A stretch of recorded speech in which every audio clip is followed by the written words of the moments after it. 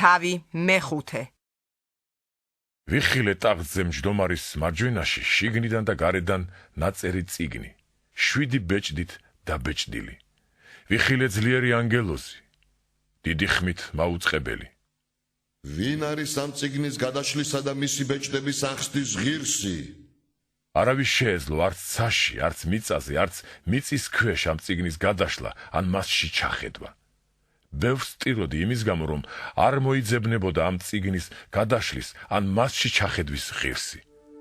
ერთმა უხუცესთაგანმა მითხრა: ნუ ტირი, გაიმარჯვა ლომმა იუდას ტომიდან, დავითის ფესვმა, რათა გახსნას წიგნი და მისი 7 ბეჭედი.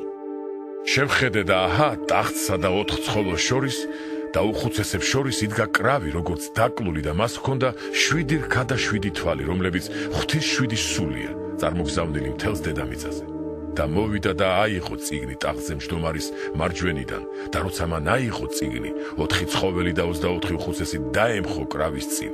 ყოველ მათგანს ხელთ ეპყრა ქნარი და საკმევლებით სავსე ოქროს თასები, რომლებიც წმიდათა ლოცვებია.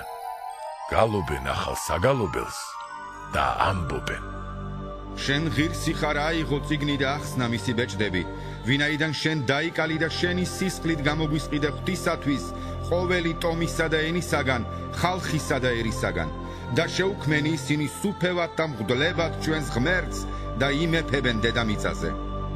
ვიხილე და მოვისმინე მრავალი ანგელოზის ხმა ტახტის, ცხოველებისა და უხუცესების ირგვლივ და მათი რიცხვი იყო 10,000-ჯერ 10,000 და 1000-ჯერ 1000, რომლებიც დიდი ხმით ლაპარაკობდნენ.